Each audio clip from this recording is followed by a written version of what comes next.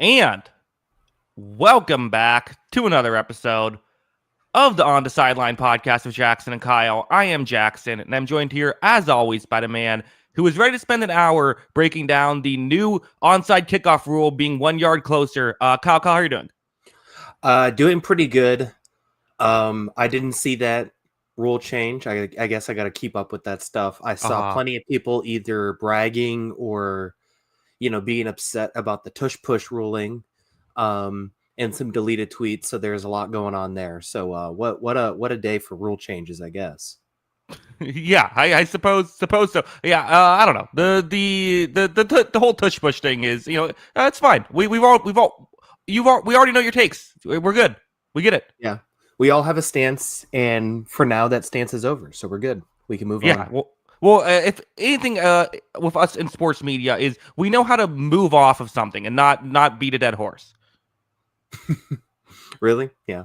Let's go to first take now as we go into, what's the topic for today? Oh, they're doing LeBron or Jordan. Oh, interesting. Oh, wow, that's a new one. I haven't heard that in a while.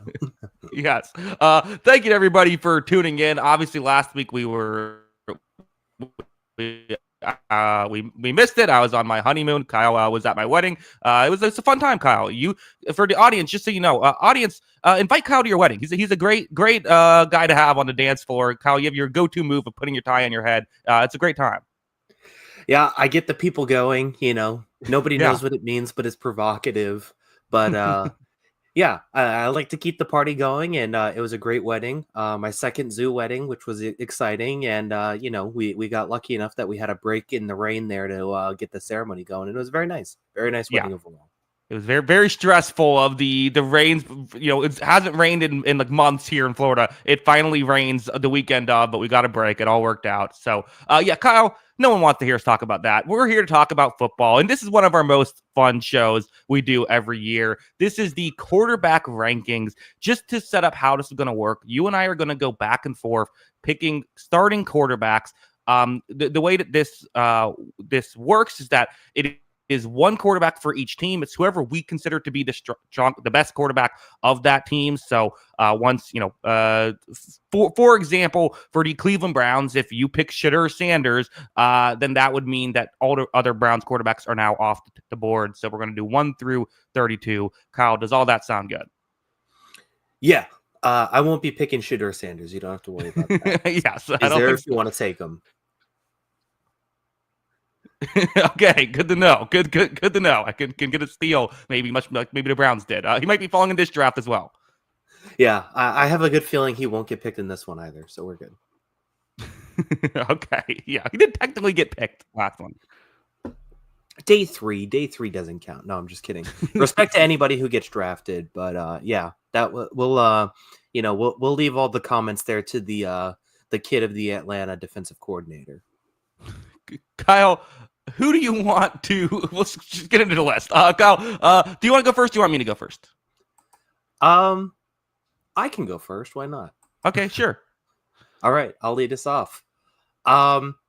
Just as everybody expected, Josh Allen, number 1.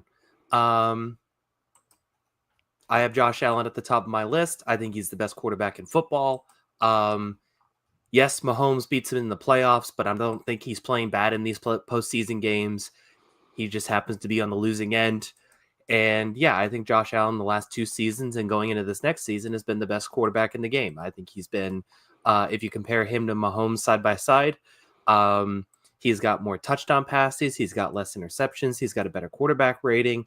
The rushing stuff isn't even close. It's 27 rushing touchdowns in the last 2 years to 2 for Patrick Mahomes. The records are very similar if you're a QB wins guy. Obviously, Mahomes has 1 more win if you're going to go off that. And yeah, so I think Josh Allen has supplanted Mahomes to me as the best quarterback in the game, even though he hasn't got the Super Bowl pedigree under his belt. So yeah, I have Josh Allen. Yeah, and I think this is insane. I think this is a crazy take, Kyle. I was looking at list of like, and this is happening all over on the board of like Mahomes. Also, Patrick Mahomes had no offensive line last year. He had statistically the worst receiving core to make a Super Bowl and still was able to put together a top 10 offense. I get it. His numbers aren't as good, but like, I just kind of feel like, what are we doing here? Like, we know, like, no, Mahomes is the best. We should, this should be obvious. This should be established. Yeah, I wouldn't be surprised if he's the best again at some point, or if he makes the Super Bowl again. But it's I just think it's one of those things where I think Josh Allen has, arguably played just as well, if not better than him throughout. And even in these playoff games that Josh Allen is losing, he's honestly playing just as good as Mahomes in a lot of these games. He's going throw for throw with him. Like, at what point do we have to, what is he supposed to do in some of these games? Like, career wise, Mahomes is better right now, overall, all that kind of stuff. Mahomes is, going to go down as one of the greatest quarterbacks ever. But I just think from what we've seen the last couple seasons, it's not like Josh Allen had an awesome supporting cast last year. We were all ready to write off the Bills as far as a division champion, and all ready to pick the Jets because we were worried about Josh Allen's supporting cast. And what did he do? He went out and won an MVP with that supporting cast. Like, I think he's been able to basically just supplant, he's been able to do whatever he needs to do to get his team to win. And like, that's much like Mahomes, the mark of true greatness. I mean, we can say that, but ultimately, Mahomes' teams are the ones that are winning, right? And I know that it's not a team. It's not fair, right? Because it's easy to just say, well, 3 rings to 0, end of discussion. That's not how it works. Obviously, it's a team. It's a team sport. But like, I almost feel like when Mahomes like Josh Allen, we could talk about his great games against Mahomes all we want. Mahomes has had ridiculous games against Josh Allen, and we don't even talk about those because we just expect greatness from him. He has. I mean, I still think 2 years ago in the playoffs was one of Mahomes' best game ever against the Bills. I think he's had great games in the postseason over and over again. And yeah, it is the mark of greatness that he continually is able to do that. But, I think it's one of those things where, I think Mahomes has mastered an ability to be great when he needs it most. I think the difference for me is like, the Bills need Josh Allen to be great at all times. And the fact that he's able to consistently do it is why they're still, winning this division pretty easily, making their noise, and, in the position to win AFC championships every year and potentially one day win a Super Bowl, is because he's able to do it basically at all times. He's putting on the Superman cape no matter what. And I think that's the biggest testament to Allen, is that he is just, they've needed him to consistently be great, and he's consistently been great. And I think Mahomes, for, if it's just saying, if I want one game, I'll take Patrick Mahomes, sure. But at the same time, I don't think he's had to consistently be great all the time. And they've been able to dodge the bullets because of their defense, because of other things they've been able to do to maximize that team. Again, we don't spend forever on pick one. It's not like Mahomes' defense was that great last year. Like, I think like 2 years ago, I'll certainly give it to you, like, fair. But, I think over the course of their careers, absolutely, Mahomes has had better teams. So that's why you can't just say like, well, he's the one who wins, so give it to him. But ultimately, I don't know. I feel like for my money, Josh Allen wasn't even the best or second best quarterback in football last year, which is why I put him at number 4 in my list. Because I still have in my opinion, there are 4 quarterbacks that should be the top 4. I think anything else is crazy. But like, I don't know, like there are negatives with Allen. He does put the ball in harm's way too much. These things got way overblown a couple years ago, but like they still are part of his game. They are part of his game, but I think they're also becoming part of Mahomes' game, where, yeah, all the interceptions also weren't Mahomes' fault last year, but there were some high-risk passes there. I think he's become a little bit more, I think last year especially he was a little bit more putting the ball in harm's way and making bigger mistakes than we expected Mahomes to make in some of those spots. And yeah, I mean, like, look, you could argue for sure. I would listen to the argument. I didn't think Allen was necessarily the best QB last year. 2 years ago, I definitely thought he was. But at the same time, like, I don't think Mahomes was part of the MVP conversation for a reason in the last 2 years. And Allen has been where he won and then finished second the year before. Or no, I think he finished third. But, I think he's been in the conversation year after year because he's consistently been great, where Mahomes hasn't been in that conversation for a while, even though we expect that greatness out of Mahomes and know when it comes to the biggest games, he's going to rise to the occasion. It's fair. And I'll say this, out of the top 4 players, Mahomes had the 4th best year last year and maybe the year prior as well. I think that's totally fair. But they ended with him being amazing in the playoffs, with the exception of the Super Bowl this past year. That's just why I'm still going to keep him at 1 until something like that changes. Yeah. I mean, it's justified. Like, you know, if you're gonna ask me to, you know, nitpick Patrick Mahomes, it's hard, Yeah. and I've tried to do it here because it's arguing my point. But at the same Uh-huh. time, like, I also am willing to say, like, if I'm saying I want one game, I'm probably taking Mahomes. But at this point, over a course of a season, we've just seen Allen been better, and we're judging the 2025 season, not a singular game or who we expect to win the Super Bowl.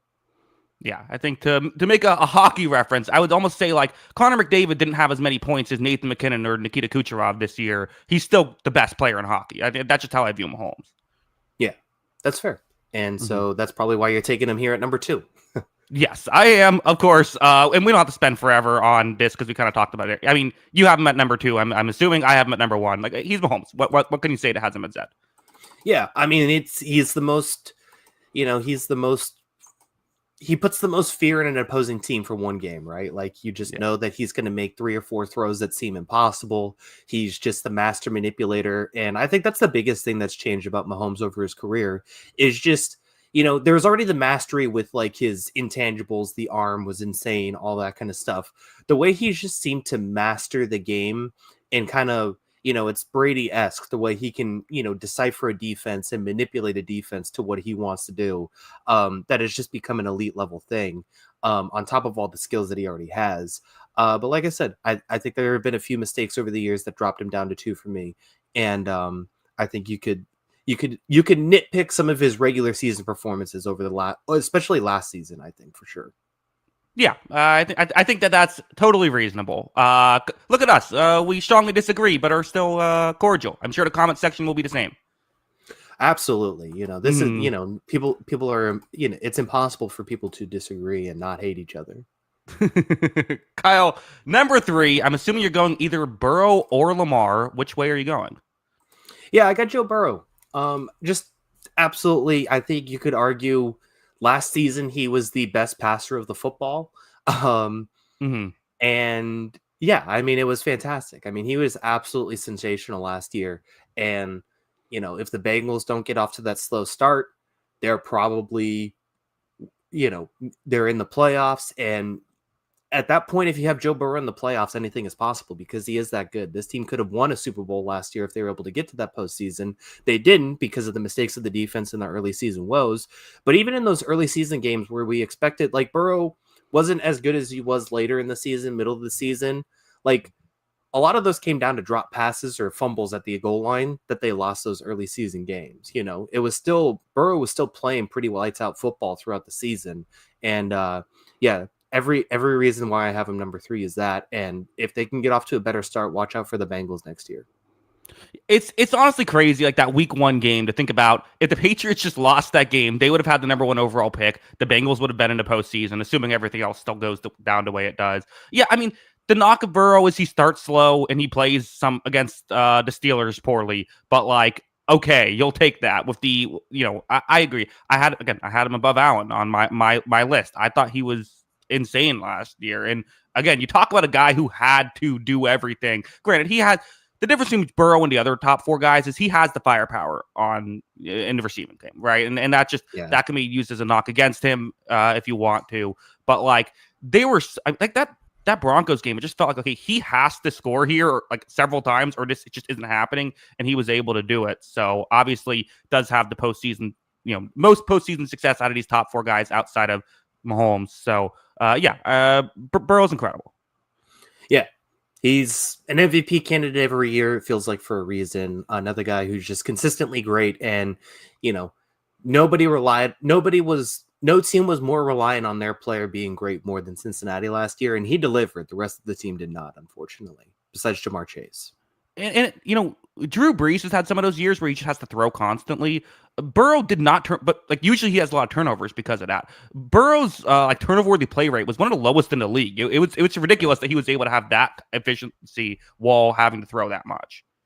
Yeah, absolutely. I agree with you. It was amazing. I mean, there's not much else you could say about Burrow other than he's amazing, right? Yeah. Number 4. I'm going with the guy who's won 2 MVPs and probably should have won his 3rd last year, Lamar Jackson. In my opinion, he's number 2 on my list. I think that what he was able to do last year, with again, talk about efficiency, he had the lowest turnover worthy play rate in the league. And yes, he had talent around him. That is true. But I still thought that he was just absurd. And again, I think you can argue any of these top 4 guys. I think they're all great. But for me, Lamar Jackson, as of right now, he was a guy who, kind of like Allen's season 2 years ago, he still won the MVP. He was my second pick that year, the best regular season. The postseason is the postseason. And if you want to knock him further for that, you can, because he has had those down postseason performances. But certainly in a regular season game, I'm taking Lamar over Burrow and Allen right now. Yeah, I mean, he has as strong as argument to number 1 as any of these 3 guys too. I think this top 4 is very much the highest tier of quarterback play, and I don't think there's a debate. Maybe one guy gets in there, but I still think he needs a little more seasoning. So absolutely, I agree with you here. I have Lamar at number 4. This is where I contradict myself to where I just said about Josh Allen and all that argument and all that stuff is like, yeah, I think that him being a lesser player in the postseason matters in these rankings. And that's why I have him docked in this just slightly, even though I just said he's one of the elite guys and has an argument to number 1. Like, yes, Josh Allen lost playoff games, but I don't think Josh Allen played poorly in losing playoff games. I think that's the difference that I have in it. I think Lamar has played poorly and lost playoff games, where Josh Allen has played well and lost playoff games. There's a difference there, obviously, but people just want to look at the wins and losses and says it's the same thing. So yeah, the Lamar playoff record is what it is. The Lamar playoff resume is what it is. And yeah, I do think that matters. If you're going to play poorly in the postseason at the biggest moments, I think you get docked a little bit for me. And I think that's completely justified. So other than that, though, I mean, I think this was his best passing season of his career.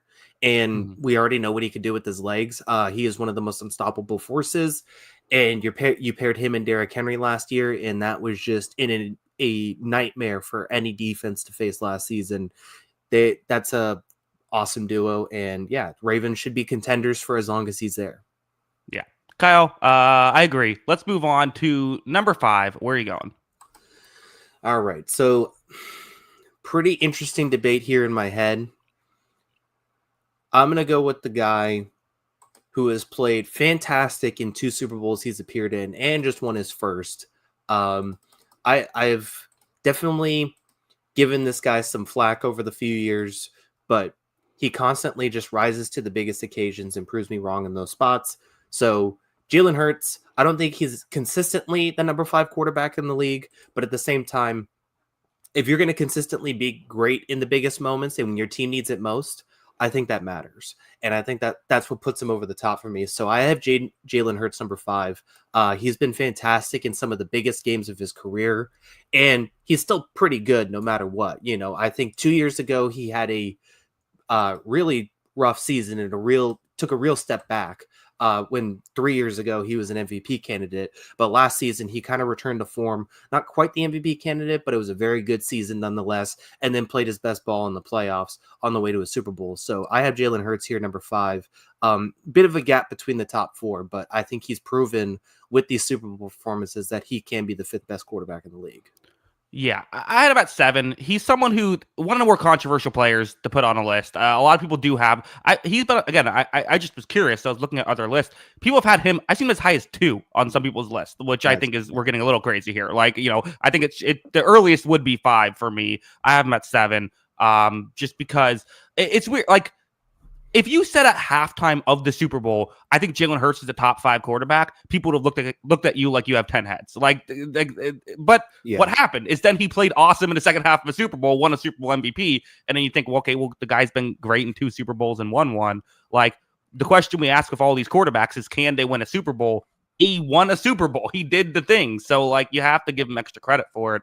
Ultimately, though, I think there's a couple quarterbacks who are better still. Like, I still like who am I banking on being better next year? Like, there's a couple guys I'm banking on them being better than him. Yeah, I mean, I could definitely justify that. The 3 of the guys below, I think, could actually play better than him in the regular season next season. But it's hard to bet against Jalen and what he's been able to prove in some of his big games throughout his career. So that's just why I have Jalen in that spot, and I'm excited to see how he can follow that up and continue to do his thing. Would you have docked him if the tush push was deemed illegal today? Yeah, that has to be Yeah. knocked down. My take is that I don't think Jalen Hurts does that much in the tush push. I think like he's his feet aren't even touching the ground. Like it's very much he does this. He reads the play and he knows where to go. Like that part is, but like the squatting thing is that's just something people say. Yeah. He wouldn't have been a top 10 in my book without that. No, I'm just kidding. Yeah. But yeah, it's a it's an interesting debate. But yeah, I mean, it's just Jalen is I think that there has to be something for rising to the occasion, and he's managed to do that. And we're going to talk about one of these guys who we've both defended a lot, and there's going to be a lot of debate to that next season for him for sure. So who do you got at number 6? Well, we'll have to wait a little bit for that guy because I am Yeah. going with someone who did rise to the occasion. Jaden Daniels, my number 5 Mhm. quarterback, going at 6. I thought I don't know. I've never seen a underrated rookie before because usually we always overrate those guys. But he was awesome last year. You look at the advanced stats. He was top 5 in pretty much every category. I think he should have been in the MVP discussion last year. He shouldn't have won it, but he should have been someone we bring up when we're talking about the top players. To me, again, the biggest knock I have on him is just that we've only seen 1 year out of it. So I want to see more. But like, yeah, I mean, if he does what he did, if I'm expecting the same thing next year, like he's going to be in top 5 and he could even climb the rankings there. I thought he was great last year. He was great, and I have him number 6. There was a big jump for him, obviously. It seems like people are really scared now to put quarterbacks in this tier because of like the CJ Stroud year 2 regression thing. Mm-hmm. But I continue to say, and I'll say it one more time, like Jaden Daniels last season was better than CJ Stroud in his rookie season by a pretty substantial margin, I think, quite honestly. Yeah. I think he was much better even though CJ Stroud was really good. And I think CJ Stroud's advanced numbers year 1 to year 2 were very similar. It's just the touchdowns and interceptions were a lot different. I think Jaden was a superstar last year right out of the gate. So I absolutely justify having him here. He was 6 on my board. I think he's a superstar in the making. And yeah, I'm excited to see what he could do year 2 because this Washington team, which didn't seem like it had a lot going for it, all of a sudden is in the NFC Championship game his first season. And I think they could do a lot more going forward these next few years for sure. Yeah, I mean, like when he got drafted there, it didn't seem like a great situation. And just, I mean, it goes to show that if you could have, if some guys just have it, and I mean, his rushing ability and the scrambling ability to make those things work, designed runs, and also just, I mean, his downfield passing. I feel like every deep shot, even if someone wasn't open, he would still putting in the right spot to make it work. Checks every box right away. So yeah, huge Jaden Daniels fan. You ready for number 7? Yeah, we can keep it moving. So after Jaden, I think that's kind of a mini tier for me. Maybe you lump these other 2 guys in with them because I think there is a definitive break after the 8th guy on my board. But number 7, I have Justin Herbert. Has all the talent in the world. I'm going to continue to ride on his talent being the thing. He does get docked now for 2 consecutive bad postseason performances. I think those are big black marks on his resume. But overall, the guy continues to be really, really good and had one of his most efficient seasons last year in a Jim Harbaugh offense that completely changed everything he was doing. They took away a lot of his receiver talent, and he still rose to the occasion. He had a rookie receiver that was his best receiver last year, still excellent. And, just another guy where it's like he'll have 5 or 6 throws a game that are just jaw dropping. You want to see him round into consistency a little bit to hit that next level because he is the guy on this list along with Jaden that could enter that elite tier and make that top 4, top 6. But we just have to see it a little more consistent. Yeah, I mean, Justin Herbert got a little bit of MVP votes last year. Not much. I think it was like a 1/4 place vote, but like he got like he was on the board, right? Like and it wasn't that crazy of a take. That's why I still had him at 6 ahead of Hurts. It's weird if those 2 guys, right? Because undeniably Herbert was better in the regular season than Hurts, like by a pretty substantial margin. Also, undeniably Hurts was way better in the playoffs than Herbert. Herbert didn't play well in the playoffs. Again, it's fair to dock him for that. I always push back on. I don't think he was that bad the first playoff game. I think it's the one this year was bad. I get it, but yeah, I mean, really efficient, can make every throw. I just had it kind of melted down against Houston, so you got to dock him some points for it. Yeah, he has to get docked for it at this point. Even if that game wasn't that bad, it still wasn't up to the standard we expected. And you don't want your quarterback blowing, 4-score leads Yeah. Hmm. in the second half of games. So it wasn't all his fault, but at the same time, you're the quarterback, you're going to get a lot of the blame in those situations too. So I do expect him to, put it together one of these years, but we want to see that leap still before we can move him into that top tier at this point. Yeah, I agree. He's certainly not on the elite tier, even if some games he looks like it. Let's move on to number 8. Why don't we? Because we're almost half an hour into the show, Kyle. We've done 7 picks, so we got to get moving here. I'm gonna go with my guy, Baker Mayfield. Why not put Uh-oh. Baker here? Listen, I was just so impressed with him last year. Is this a bit of a homer take? Probably, but I was just so impressed with him last year. Even with all the injuries that happened, the way that he was consistently able to keep the Buccaneers in games at times. Yes, he puts the ball in harm's way too much. That is a knock on him. But with the arm talent and the just consistently being able to put up points, even when I know on paper this offense is great, it wasn't great every single game due to injuries. He was still able to keep them in every game, and so I was very impressed with him. I'll keep him here at 8.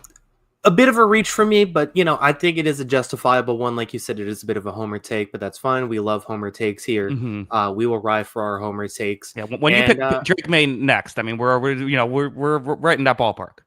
Yeah, exactly. Look, he's had a remarkable career turnaround. He's been fantastic the last 2 seasons. I did have him 11th on my list, but I could completely justify him being a little bit higher over some of these guys. He's found a perfect home. He's been really good in that situation. He's got great receivers around him that make it easier for him for sure, but he's made some big time throws. If you watch these games, he just looks like a different player than he did back in the day. And I am going to be interested to see how it looks with the new offensive coordinator again, but he's continued to rise to the occasion, like you said, and he's had some really big games for Tampa Bay. Yeah. I mean, the knock, he puts the ball in harm's way too much. But I just felt like there were just some games where, I mean, Baker Mayfield is one of those guys where, like, undeniably his best game is like top tier. Like, even like that Cleveland Browns game, Monday night game against the Ravens, where him and Lamar were just going back and forth all game. Like, I don't know. It's just fun. Yeah, absolutely fun. And I mean, Baker Mayfield's always been fun. Mm-hmm. The fact that he's rounded it into a good quarterback makes it even more fun for sure. So I think that, like I said, I had him just outside, but I think a top 10 quarterback at this point is absolutely justified. Yeah, if I was unbiased, he'd probably be a couple spots lower. But I am who I am. So Kyle, number 9, where are you going? Yeah, this was number 8 on my board. First time we're deviating from my list here, it seems like, because I've been kind of dictating this thing. I have Matthew Stafford next. He was kind of like, if you had the top 4, I think 5, 6, 7, 8 for me are definitely a similar tier. I would have Stafford in that tier. I think he's absolutely fantastic. Speaking of overcoming some injuries last season, Puka Nacua was out an extended stretch. Cooper Kupp was out an extended stretch. He's thrown to Tutu Atwell, and is Van Jefferson still on the team? I don't know. It didn't matter who was on the team. He was going to make it work. Ben Skowronek's not on the team. It didn't matter. I have Stafford. That's crazy being able to overcome that. Yeah, I know. So yeah, he continues to show up for LA. Some weird trade stuff begin this offseason, but they were a couple of Jalen Carter made 2 huge plays. And if not, we could be saying the Rams were the Super Bowl champions for the second time in the Matthew Stafford era. He's continued to be fantastic. And he's one of these guys, like, even as I say, he's the 8th best quarterback in the NFL. He's someone that can go against anybody and match them throw for throw. I mean, we saw it against Josh Allen in the regular season last year. He can go against a guy like Josh Allen and match him throw for throw. He can go into a Super Bowl against a Joe Burrow and match him throw for throw. It is it's just one of those things that continues to impress me about him no matter what. And until I see him start slowing down, he's in this tier for me. I would say I've started to see him slowing down.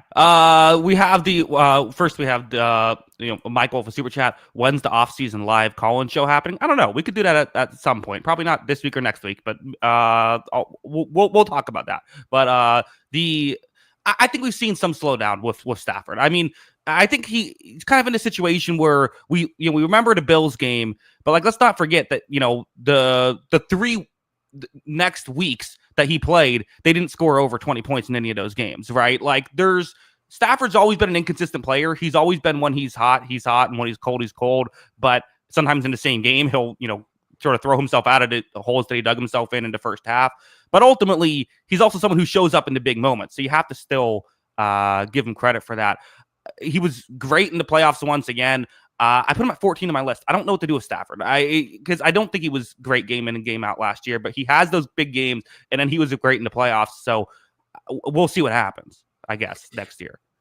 Yeah, I mean, look, that's probably what's prevented him from ever being in a truly elite quarterback tier, is that he has those inconsistent performances, right? Mm-hmm. I think that's kind of what prevents it, but at the same time, he continues to show that at his best, he can outduel anybody. And I think that does matter a little bit. And, I think with the injuries he had to overcome, especially early in the season for the Rams, like, I think his ability to overcome a lot of that and still kind of persevere and have a really good season mattered to me. And I think that matters to the Rams and why they made that trade for with Jared Goff at the end of the day, because he's able to still do that at his very best and carry a team that is missing several pieces. And, if they get a healthy Nakua and Devontae Adams next season, like, this team could absolutely just crush teams in the NFC next year. Yeah, I mean, I could totally see it. Like, I'm not going to argue against Stafford. I'm just not. Like, what do I expect next year? I expect him to have some awesome regular season games, some games where he just doesn't really show up or doesn't do a lot. And then if they make the playoffs, I expect him to be great in those games. Like, those are my expectations of Stafford. So where do you want to rank that? I don't know. He's one of those guys where you could talk me into he should be 5. You talk me into he should be 20. Like, I get both. Yeah, I think it's justified. We'll see how he looks again next season, but they added some more talent around him with Devontae Adams. It's going to be fun to watch. All right, Kyle. Well, number 10, I'm going with a guy who you said at one point deserves MVP consideration last year, Geno Smith. Geno Smith is a guy who I think is one of the more underrated players in the league. He's number 9 on my list. Again, Seahawks, the brutal offensive line, the way that he was able to still somewhat make it work last year, did have some weapons, but just watching him, I mean, he runs an offense really well. He's a very good playmaker, and I expect him to be very good for the Raiders. Absolutely. I have Geno Smith number 9 on my list. All right. He is absolutely that level of a guy. I think he absolutely, like you said, he overcame a lot last season despite having weapons. I don't think that was necessarily a fantastic situation with the play calling and with the offensive line. I think he did a really good job running that team. I think his arm talent is still very special and why he was a high draft pick like he was. And yeah, I think he's going to be a great influence for that Las Vegas team. Getting a guy like Brock Bowers, Jacoby Myers, like it's not devoid of talent either. I think they're going to be really fun to watch next year. Yeah, I mean, and obviously Ashton Genty to hopefully help, get that over the middle stuff going. Yeah, I mean, Geno Smith is one of the, I think the biggest, because I think his box score stats were just not very good last year. He had one of the biggest differences from good play to bad box score stats, I think, in the league. Yeah, the advanced stuff love him a lot more, and I think that's a lot closer to who he is. I think he's a fantastic quarterback. Yeah, I agree. Okay, Kyle, number 11, where are you going? All right, let's go with this guy. I mean, like, I think you could definitely argue a few guys below him, but at the same time, he's in a great offense, he's getting a great system, and he runs that system almost to perfection at this point throughout the year. I'm going Jared Goff. Jared Goff is maybe the definition of a system quarterback, but this is kind of the beginning of the mid-tier quarterbacks for me, and he's going to lead that mid-tier group for sure because he's put in a system to really excel, and he excels. Like, I can't hate him for being awesome in a great situation because it'll be interesting to see how it looks without Ben Johnson, but they're kind of hoping that it still looks the same. A lot of the same pieces are back, and I think he could still continue to be awesome in that system. So I think he throws the ball incredibly well. He's got great arm talent. There are still things that frustrate you about Jared Goff, but even then, I think beyond even that, I think he's gotten better at some of the things that he struggled at early in his career. I think he's better under pressure than a few years ago. I think he's better in some of those situations. It obviously didn't work out in the playoffs, but he has still had some monster games by improving and also being really good with what he's giving.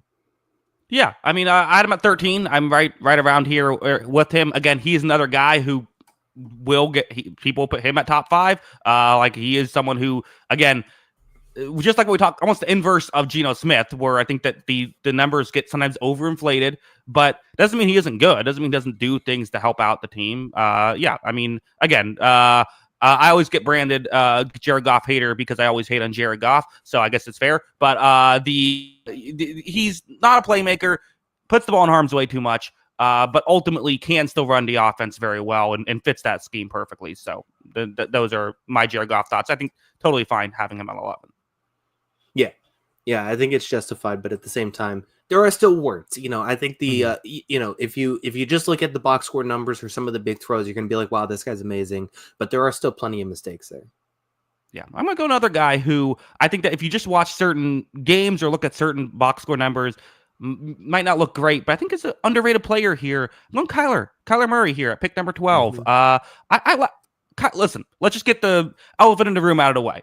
The two most important games were the two Seattle games for him, and he played poorly in both those games. So ultimately, you have to dock him points for that. He still does, similar to Stafford, have that inconsistency, but without Stafford's knowingness to show up in the playoffs, right? So you have to dock him for that. But I mean, he had some great games last year. I mean, when he was on, he was as good as anybody. So I still ultimately, I think I was pleasantly surprised with what we saw out of Kyler after a couple of seasons ravaged by injuries. So yeah, I like Kyler. I do like Kyler. I do have him 14, and he's a guy I think could be a lot higher when by the end if we did this list at the end of the season, he could end up a lot higher on it.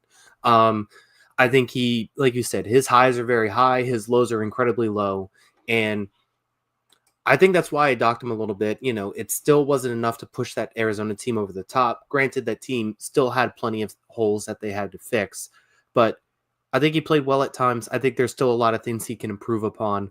But yeah, I think Kyler is still a great talent, and I still want to see him kind of package it all together to become a great quarterback. I guess my question for you is you mentioned his inconsistencies. His inconsistencies vary a lot more than Stafford to me. So what is the justification for having Kyler over him? Where I think even Stafford's highs are greater than Kyler's highs, and Kyler's lows are lower than Stafford's lows even. I don't think they vary. I think last year we saw more. Kyler was better more consistently than Stafford was. I think Stafford kind of was fine for most games and had the occasional pop. I think Kyler was popping more frequently than Stafford was last year. Okay, that's justified. I mean, yeah, it's just he had some great games, especially early in the season. But yeah, it's just we want to see that put together throughout an entire season, and that's still one of those things too, where it's can he survive a full season? Between injuries or he's certainly cooled off in the second half of seasons more than the first half. So it's just one of those things that if Kyler puts it together, he could be near the top of this list. But we just need to see it. And I also say were against the Jets, whereas Stafford was beating the Bills. So I think that also is part of why we remember the Stafford games more than the Kyler games. Yeah, that's fair. Okay, well, let's move on, Kyle. Number 13, where are you going? CJ Stroud. Is it perfect? Is it awesome? Not necessarily all the time. I think that his rookie season hype excelled his performance. And I think that brought the hype back down to earth a lot. But I think the performance was very similar from year one to year two. I do think that it wasn't that much of a difference. And still, I think CJ Stroud played pretty well and still got the Texans to the playoffs and still managed to win another playoff game. I still think he does a lot of things really well. I think that, I think it's fair to question CJ Stroud's ceiling still, but I think he is a good quarterback to have, and he's at least someone you can be confident in building around and get excited about. So yeah, I think that CJ Stroud still does a lot of really good things. His extended play stuff is still getting better and better. Not a great offensive line, but he's managed to do okay in the situation. Yeah, I was surprised to see the chat was very much bringing up Stroud earlier than we had. He was number 12 on my board. He goes here at 13. Yeah, I like Stroud. I think he's a good quarterback. I'm not anti CJ Stroud at all. I think that, again, it's weird. I think sometimes people will say, how could you have this player over that player? But I think they're pretty similar. With Stroud and Kyler, you could flip them if you want to.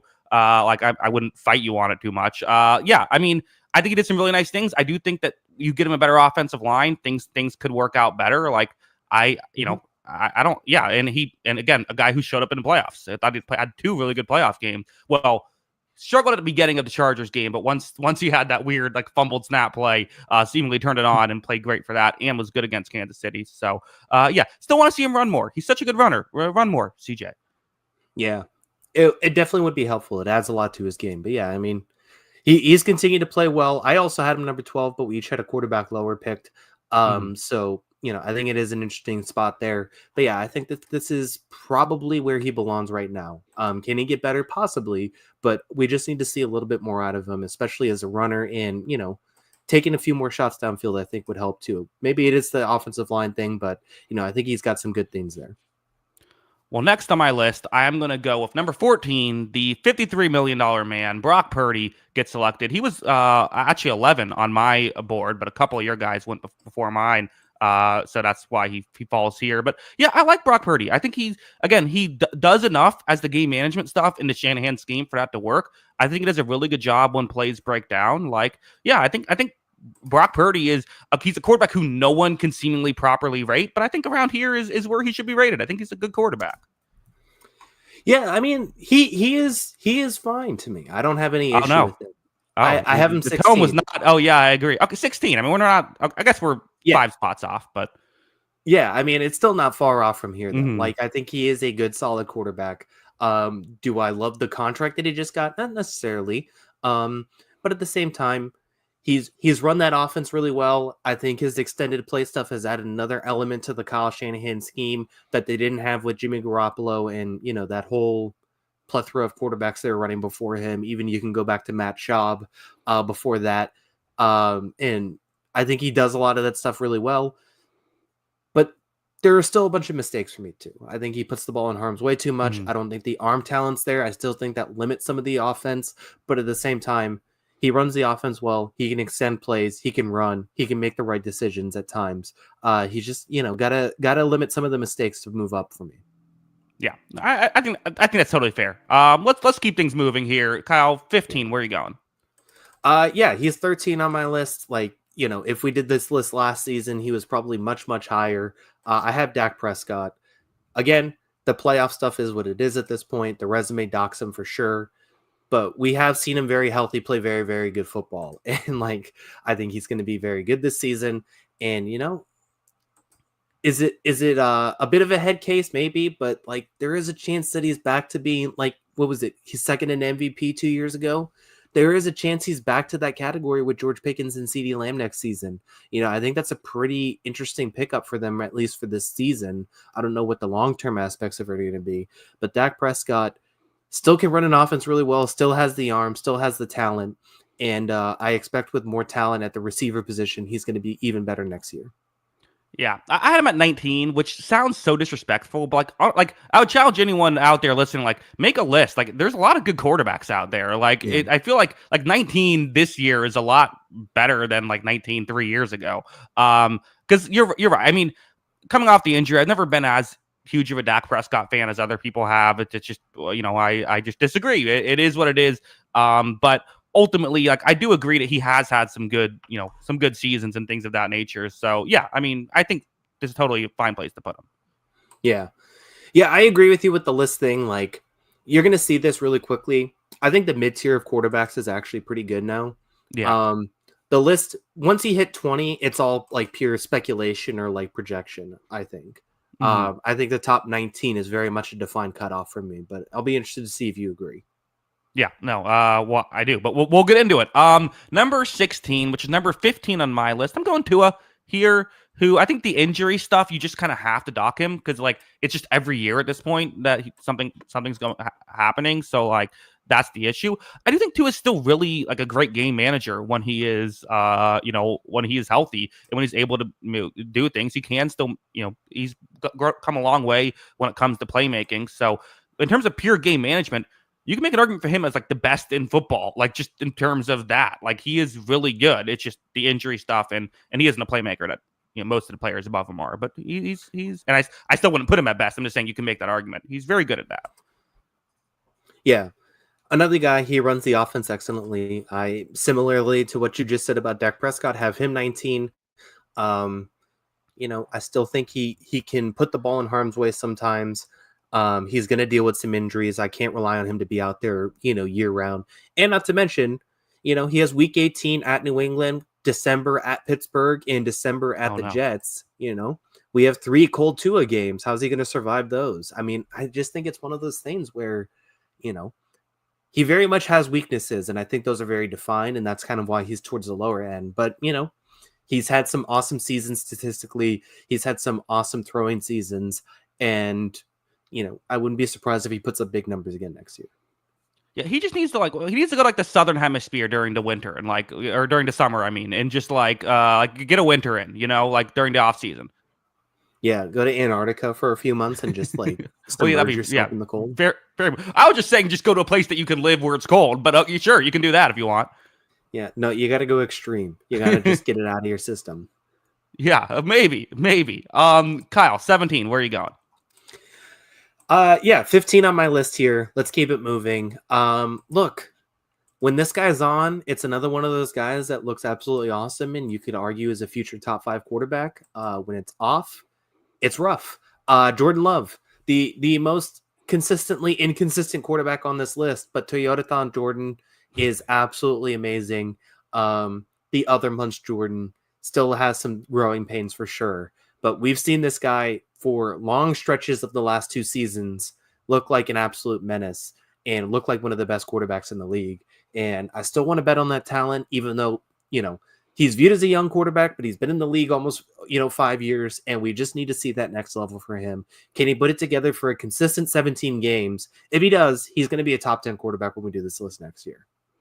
Yeah, I mean, it's possible. Like, you're right. His stretches are great, and you can make the excuse last year. Well, he was injured, although he also played some poor games late, which once Toyothon ended, that was not related to the injury. So I don't know. I'm at 22 on my list. I think Jordan Love's very overrated, quite frankly. I just don't think that people. It's the Packers thing and the fact that he has had great games. So if you watch him on one of those great games, you're like, wow, this guy's really good.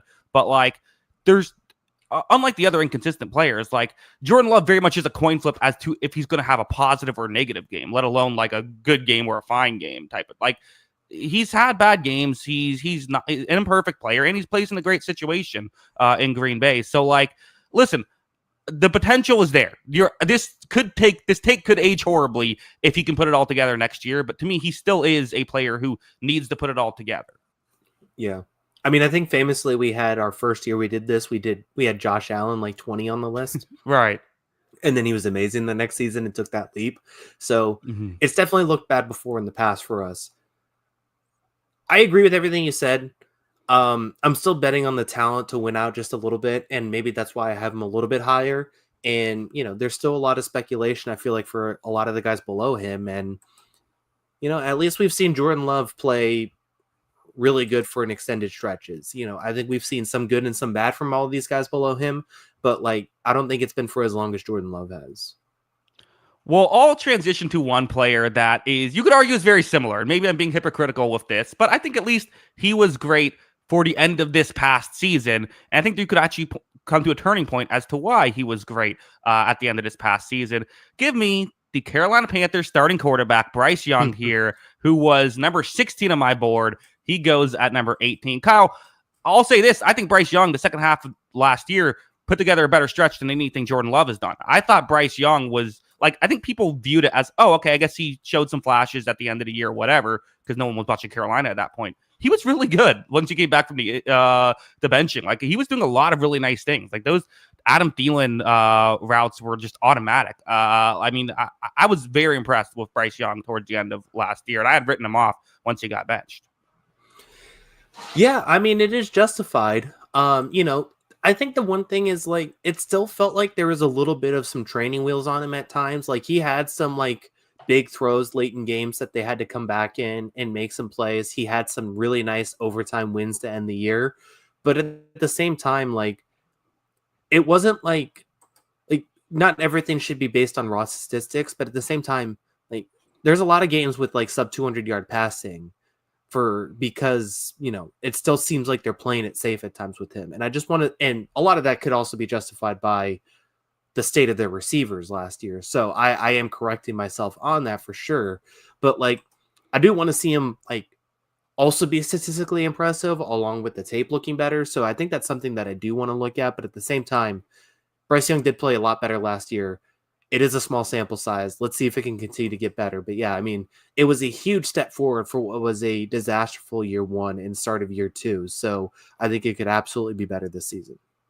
Yeah. The numbers aren't pretty, but you also think about like you look at talk about a bad situation. I mean, they had a horrible offensive supporting cast and made it up for it by having a horrible defense. Like he had to do like everything. The fact that they were even competing in games was because of the play of him. Absolutely. I mean, he definitely made it worthwhile to end the season. It was the most exciting 2-6 stretch of a team for a long time, right? Like they definitely needed that. They needed that performance from him, and yeah, it got better. I think I'll be more of a believer if it happens again, and it did get a lot better at times, like you said. But I just need to see a little bit more than like a team, that 5 touchdown performance against Atlanta. It's doing a lot of heavy lifting for me there still. Yeah. Also, I have to say, Michael in the chat, always quick to comment when I bash the Panthers. Hear him being positive and nowhere to be found. Yeah, I mean, people say this is a Panther hater podcast. I say look at the resume, but here we are, and nowhere to be found. Unfortunate. Yeah. In fairness, I'm kind of still using Bryce Young to hate on the Panthers by saying like he's so good and look at how bad the situation is, and he's still playing well. Yeah, I think that's they were bad. I mean, I don't know. There's no other way to put it. They won 4 games. We don't have to do a Panthers are bad. We can move on. Kyle, 19. Where are you going? Sam Darnold, didn't end great last year, but still had a good year. I'm going to be very interested to see how this looks next season because, he had great receiving core. They got hurt towards the end of the season, but it was still a pretty good offensive line for the most of the year. It didn't end well, so I'm going to be interested to see. This is a much worse offensive line in theory for this next season. There is a couple weapons there, obviously, in Jackson Smith and Jigba, at least one weapon. So I'm going to see how much different Sam Darnold looks this season. And it could make me look foolish. He could end up being closer to 32, but he played well enough last year. I think it justifies the ranking. Yeah, absolutely. You're 100% correct with everything you said. There is a chance that this falls off a cliff, but he did have a very good year. I still think he holds on to the ball for too long, and I have concerns about going to Seattle if that's your issue. But hopefully they have a healthier offensive line, and that makes things better. Yeah, and I mean it's just we've seen him most of his career play poorly. We've seen him 1 year play really well. Is that who you are, or was that one season? I want more of a sample size, so I had him at 18, kind of for the same reason. Yeah, so. It's definitely going to be an interesting conversation, but he got paid for it, and they're hoping it works out for him for sure. Yeah, number 20. I'm going Kyle. One of your favorite quarterbacks, Bo Nix here, who I had at 17 on my list, ends up going 20, which feels a little low, but again, there's a lot of good quarterbacks here in this stretch, so it's hard to differentiate yourself. Did a really good job of running the offense last year. Did not have a great receiving core. Did have Sean Payton and a really good offensive line, so that obviously helps, but. Yeah, I mean, I think he did a very good job of being able to, to just do the simple run the offense stuff. Is he going to give you too much other than that? Well, at times, yeah. At times he was able to be a playmaker, I thought as well. So I don't know. I think the ceiling questions certainly remain, but he's shown that they at least have 3 years of a quarterback on a rookie deal, and that's always nice. It is nice. I think he proved a lot last season. He definitely exceeded my expectations. I think he's got a lot working for him for sure. And I think that this is going to be a big year to prove it again. He's in a great situation with Sean Payton. I wish they added more talent around him. They've done a decent job still. And I think Bo Nix has a lot going for him. I did have him 21. I still think it's fair to question what his ceiling is as like a quarterback. And what's the best version of Bo Nix? Is it top 13, possibly. I just Mhm. don't know how much higher it is than that. And I think that's why I still knock him a little bit. But he looks, if you're going to define game manager as far as quarterback goes, he looked every bit the game manager you needed. And he has got a little bit of running mobility about him too. Yeah. What's the world where he is a better quarterback than, say, like Jared Goff? Yeah, I don't know. Like, even that, like, if he's running Detroit, could he be better at it? Potentially. Like, he probably could also run that offense pretty well, but he Mhm. also doesn't have the arm talent Jared Goff does. Right. You could maybe say his escapability would help him a little bit more, but Mhm. I think it's a different player. Yeah, I agree. Maybe the best jump ball wide receiver on this list. That is very true. Yeah, Mhm. I don't know how many guys would you take above him on this list. Just on like principle, I would assume like Josh Allen would be good at it. You would hope so. Otherwise, Yeah. that'd be concerning. Yeah. Yeah. I think so. Probably not Joe Flacco. Yeah, Joe Flacco would be towards the bottom for sure. Yeah, I think so. He might also be towards the bottom on this list. Kyle, 21. Where are you going?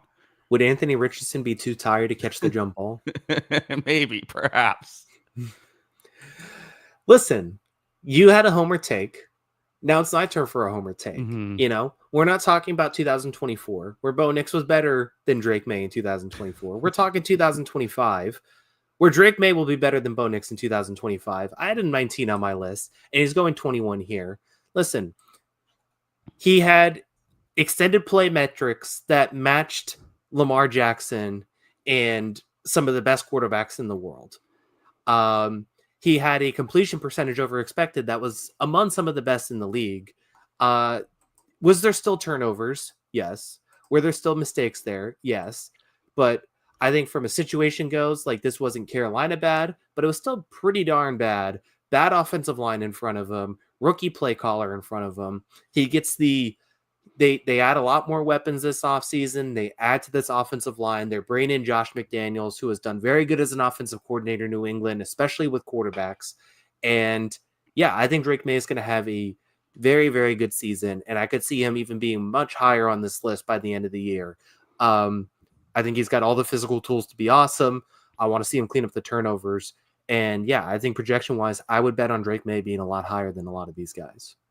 Well, yeah, of course, because you're going to be making the pick next year also. So of course you're gonna bet on him being higher next year. If he has a little bit of improvement, then he'll be top 10.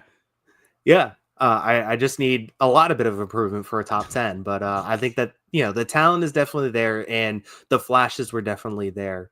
But there's also some really bad moments for sure. But we Yeah. also saw moments like the Tennessee game at the end of the year where he looked amazing.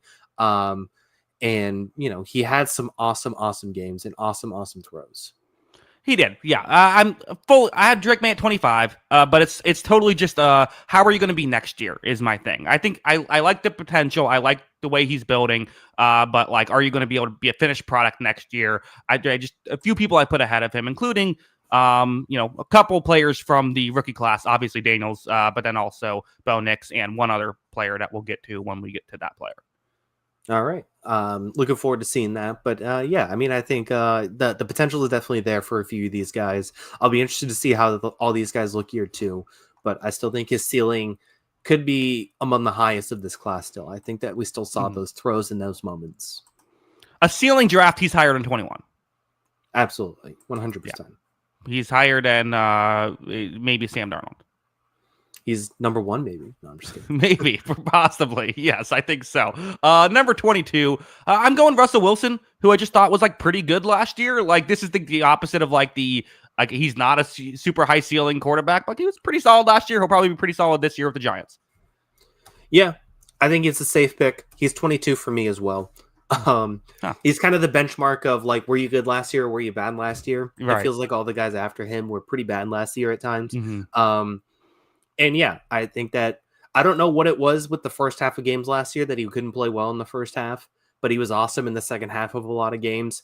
And yeah, he's going to have a lot of moments where it's like, you know what, Malik Neighbors is down there somewhere. Let me just put in another patented perfect deep ball and make that work.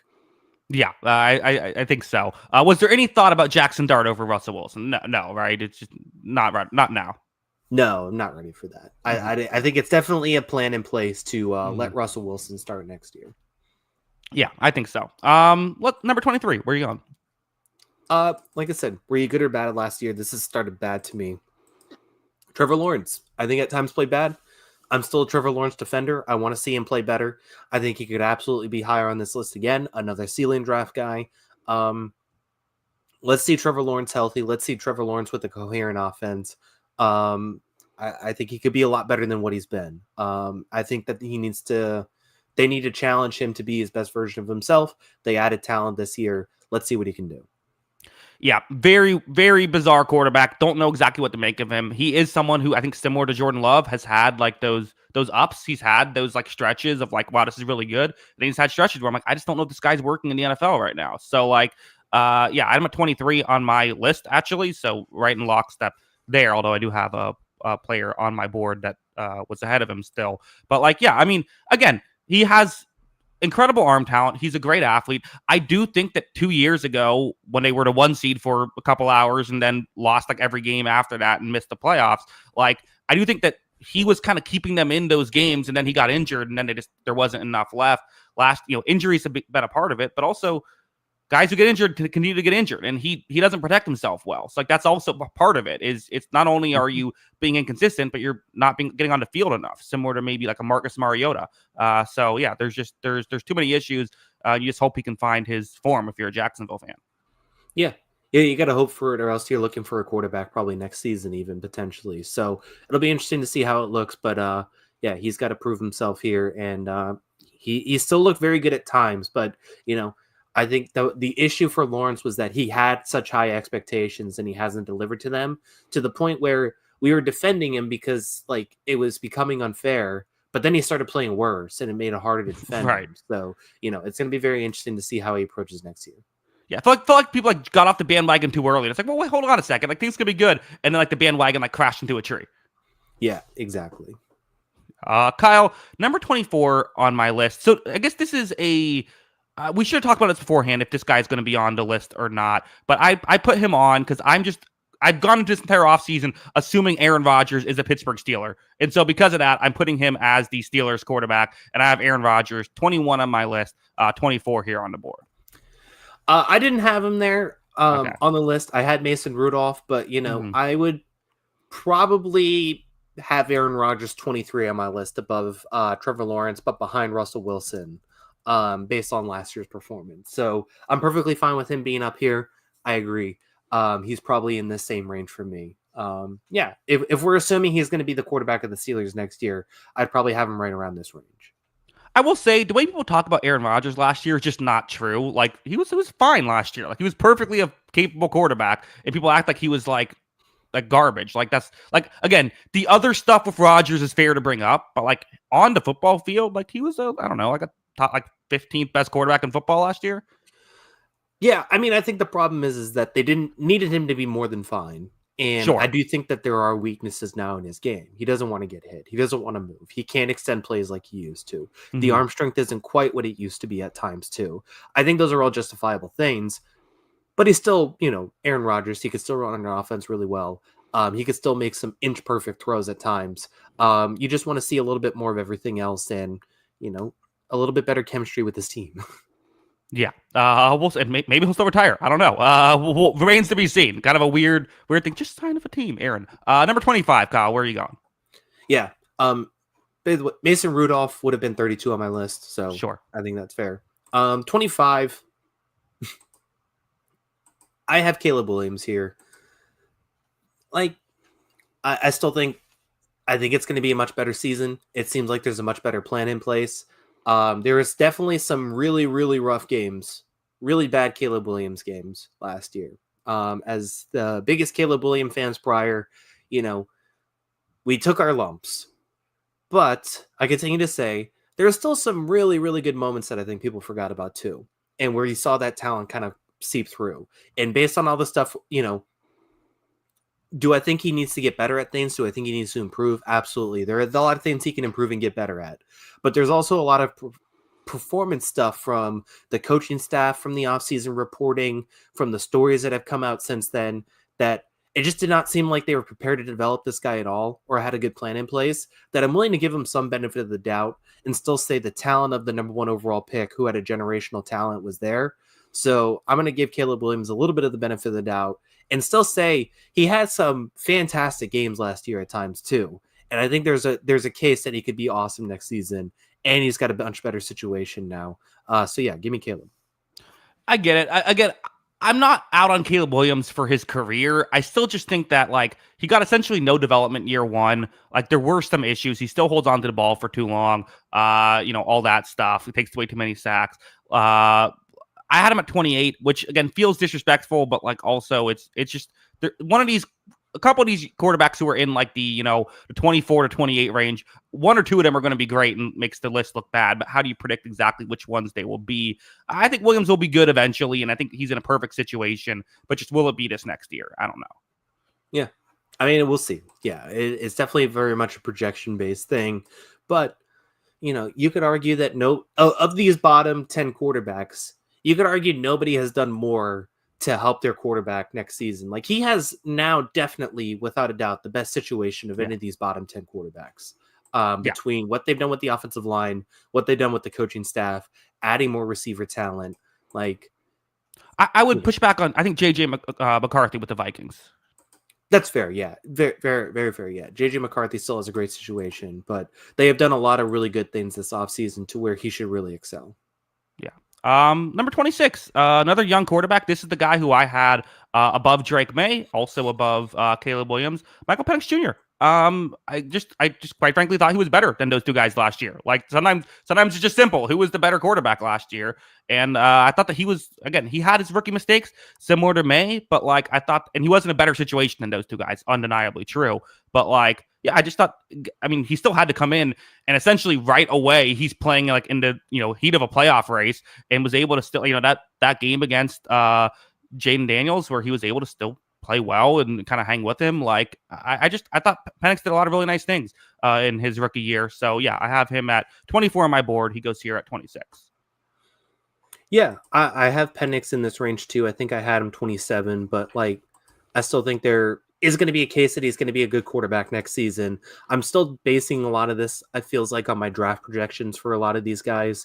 And, of the next three guys on my list, he was third on my ranking. So I think that's kind of where I just keep him. There's good moments last season for sure. I think there's still some bad moments in those games, but I do think he played well to end the season, coming into a very tough spot. But yeah, like you said, he had some really good moments, and I think he could absolutely have a bounce back, a really good year too. Yeah, very small sample size, hard to say for sure what will happen. But number 27, where are you going? 27, 26 on my board. Let's go Cam Ward. Like someone's got to be there. Like I said, I think projection wise, like if you were to rank the young quarterbacks based on where I would have ranked them, I think projection wise, I had him as a higher graded prospect than Michael Penix, and that's why he's ahead. But we'll see. We'll see what happens. There's going to be some growing pains there because that's not a great situation. But I think he could. They're banking on him potentially being a franchise guy, and I think he has that talent. Yeah, I had him the same way. I had him at 26. You dock him a little bit just because like he's someone who we haven't seen play football yet, and and he's someone who I think is I don't want to say a full project, but there's a bit of project traits to him that you're going to have to get out of his system. So you're just going to expect that. I don't know if right away it'll be awesome, but like eventually, like I agree with you. I very high on him coming out of college. So always hard to figure out exactly where you put the rookies. This year there's only one, but yeah, looks like we're in lockstep. Yeah, absolutely. So I think it is it's going to be interesting to see him next season. I'm excited to watch him. I think he's very fun, but yeah, I think he's got a chance. Yeah. Number 28. We're kind of, I think this is the last of the, I guess technically not the last of the young, unproven players, but JJ McCarthy at 28 was number 27 on my board. Again, a player I liked coming out of college. I did not have as high of grade on him as Cam Ward, but in a great situation and did get a year to learn behind Sam Darnold. We'll see how well that helps. So again, another completely unproven guy.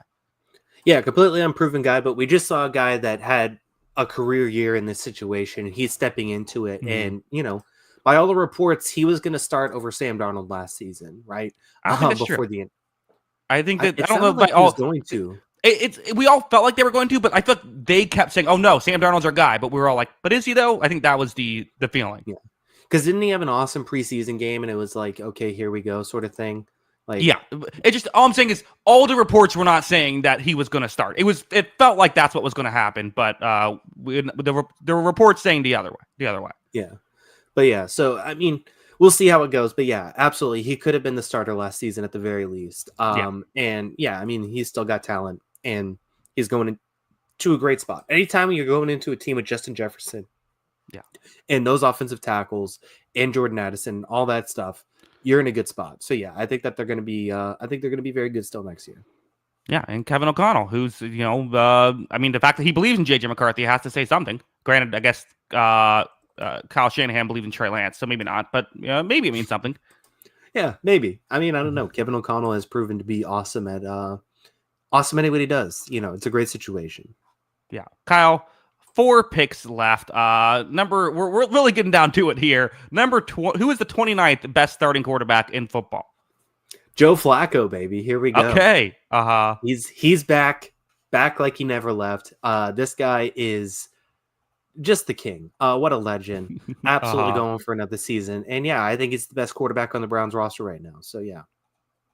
I also had him on the list. I had him at 32. I mean, he's he's in his 40s. I'm a big Joe Flacco fan. I'd love to be wrong. I mean, it was the weird thing last year with the Colts where he came in and played okay. He had a really good game against the Steelers and ultimately won the starting job, only to immediately flame out so badly that they had to go back to Anthony Richardson after just a couple of games. So we'll see what happens, but yeah, I can't get too. At least everyone else on this list, in theory, has potential to be a more long term answer. They do have potential to be a more long term answer, but you could also argue at times he played better than Anthony Richardson last season. I think that's part of the problem. But yeah, it's going to be a tough one. It's not a great quarterback situation regardless, but Joe Flacco's back for another year. I have to put him on the rankings higher than 32. Disrespectful to elite Joe Flacco. You're correct. Super Bowl MVP. He should be at least. I'll adjust it. I'll make him 31 on my list. All right, thank you. Okay. Number 30 is Anthony Richardson's teammate Daniel Jones, who I put on my list because I think Daniel Jones is the better quarterback, and I think he's going to win that job. So I think Daniel Jones has shown flashes of being solid. I think he's someone who, with the Giants, was usually at least higher than this on the list. So I don't know, 30 feels fine for Daniel Jones. Yeah, it's fine. I had Anthony Richardson 31. I could definitely see Daniel Jones being better next year or starting next year. But yeah, it's just I still think it's going to be Richardson, but we'll see. But yeah, I think Daniel Jones is better right now for sure. Yeah, and I thought usually we do it. It's just who do we think is better, not necessarily who do we not necessarily who will start, but who do we think should start. Yeah, that's fair. Maybe I messed up that one. You're right. Well, whatever. I mean, we're very loose with the rules. I picked the quarterback who isn't even on a roster, so it's okay. That's fair. I'll keep going. It's all good. Yeah. Number 30 here.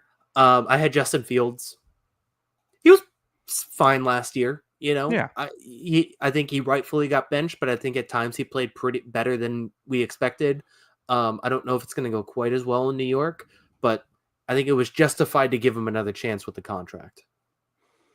Yeah, I agree. I think there's a lot of good quarterbacks. I legitimately think that, with the exception of, I mean, I would say top 30 quarterbacks, I think all could potentially be successful. Like Daniel Jones, like Justin Fields. I could see this working. I could see Fields finally working out, being one of those guys that once he finally gets in the right situation, things go well. Is this the right situation? I don't know. But yeah, I was in favor of the signing. It's a flyer move. The Jets know that they're not guaranteed a great quarterback with Fields, but there's at least a potential here. Could you see Joe Flacco finally working out? What do you mean finally working out? Guys got a bunch of trophies. Well, specifically one trophy back at home. I just want to make sure. All right. Yeah. Number 32 was technically number 31 on my board, but then I got bullied out of that. So now he has to drop the 32 on my board. Tyler Shuck of the New Orleans Saints, who kind of just has to be the default 32. He was a second round quarterback pick who maybe will work out, but it's just such a wild card at this point. At the Saints, obviously the Derek Carr thing. Now he is the starting quarterback, so we'll see how this goes. Yeah, we'll definitely see how it goes. Really tough situation to enter. There is some talent on the Saints team, but at the same time, like this team's dealing with, Ryan Ramczyk having like a major injury. Is he even playing next season? I don't know what's going on with that. Is he retired? I don't know what happened there. I But think didn't he Derek retire? Carr, I'll check, but I thought I heard he retired. I thought I heard that too, but I don't know if it's confirmed. But anyway, between that, Derek Carr retiring this offseason because of an elbow thing, and like I like Tyler Shuck in the draft, but at the same time, he was the number 4 rookie quarterback on my draft board. So I think it's definitely one of those things where, it's a really tough situation to ask him to then step in and start. And I think he is going to start. It could be him, could be Spencer Rattler, but it's not great either way.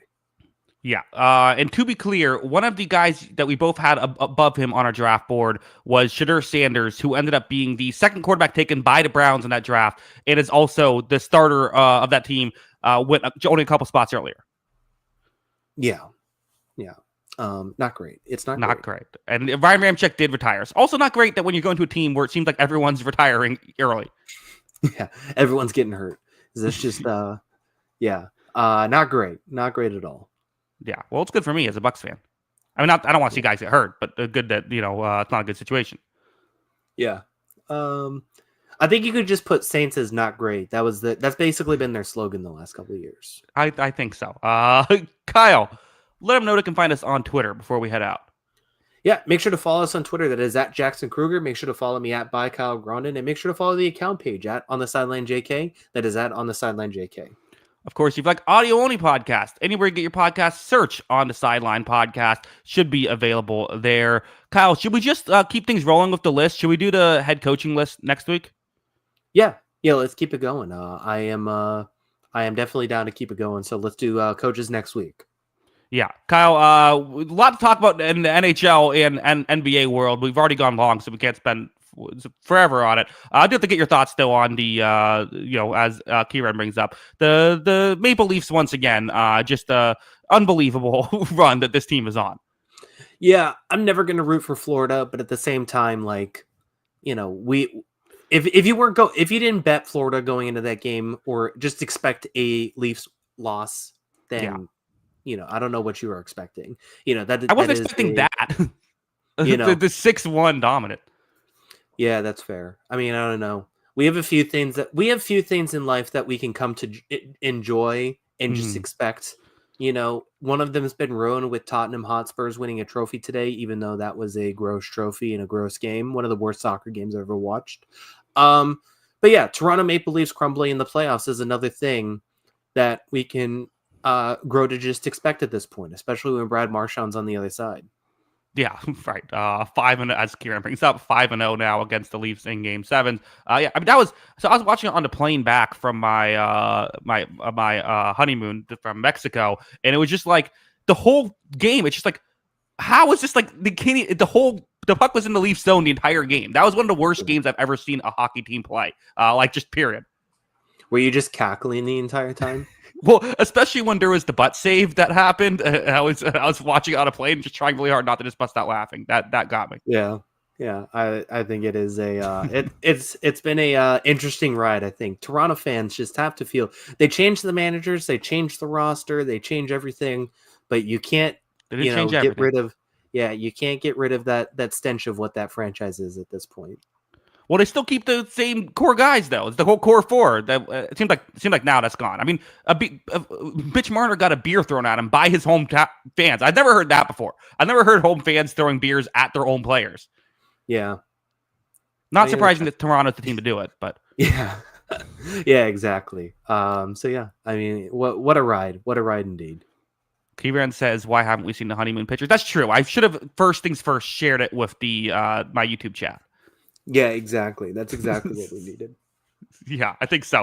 Kyle, that is our show. Any more thoughts already? NBA has been fun, but we got to get going. Yes. Any more thoughts? You're ready to head out? No, we can head out. Been a long enough day.